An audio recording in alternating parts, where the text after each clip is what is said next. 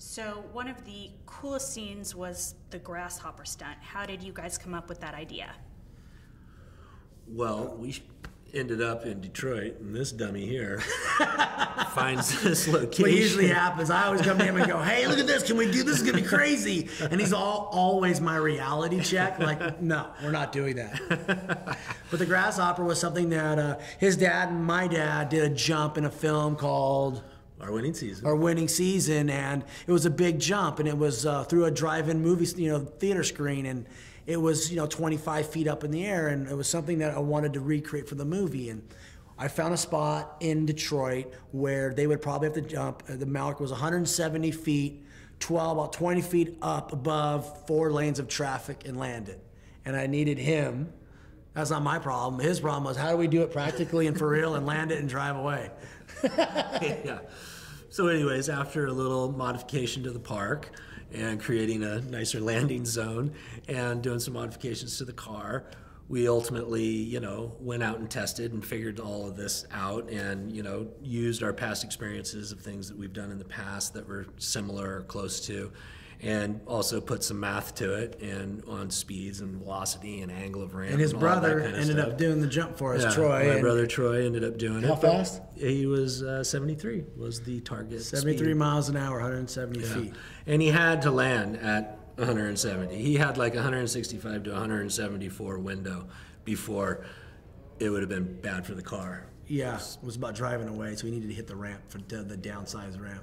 Very exact science. It is. So let's switch gears just a little bit and talk about... That's a pun. It is. The story and the screenplay. What was it about the Gatins screenplay that really drew you to the story? When the screenplay came across my desk, I was reticent because I had probably the wrong expectations when I saw the title. I thought, oh, it's just going to be a very superficial, shallow movie with just a bunch of dumb car driving. And as I started reading the script, I realized, oh my gosh, there's a great story here with great characters in this really amazing world. And that's what really gravitated towards me about the story. And I think it's actually a testament to the actors that we attracted to the movie as well. I think Aaron Paul has so much integrity as a film actor that I don't think he would do it if it wasn't that. He really wouldn't, and neither would Michael Keaton or Dominic Cooper. There are actors that have so much integrity that they want to put themselves in stuff that really, for them, has a lot of meat. So in Aaron Paul, we see the creation of a protagonist we can really root for. What was it about Aaron that made him be ideal for this role of Toby? When Aaron's name came across in the casting process, his name came up for the bad guy.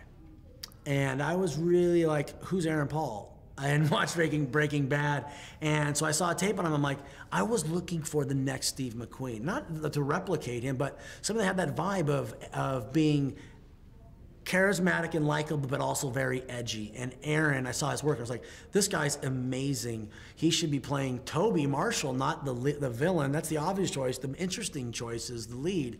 And I think his ability to bring all of those qualities to this character is what made this film so unique. You've said that you want audiences to not only feel like they're watching fast cars, but like they're driving those cars. So what did you do to accomplish this, both of you? Well, I think with the challenges that I put upon Lance, I'll let him talk about that, was when I casted the actors, I said, hey, like the 60s and 70s car movies, and that's the kind of movie I'm trying to make right now, that you need to do a lot of your own stunts, and you need to do a lot of your own driving, because I have shots in it that I want to show the audiences that it's you. It's not a stunt double. And I casted Aaron, I said, hey, if you're gonna do this, you need to learn how to drive. And I said, Lance, you need to figure it out. Aaron needs to know how to drive. Ding, ding. Yeah, ding, ding. Your turn.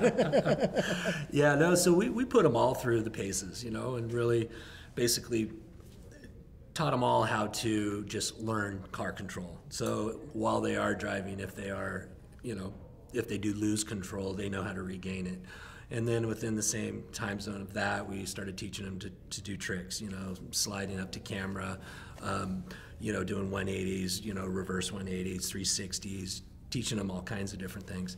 And they all took to it really, really well. And Aaron, he was like, you know, hire him, make him a stunt guy. He picked it up like that.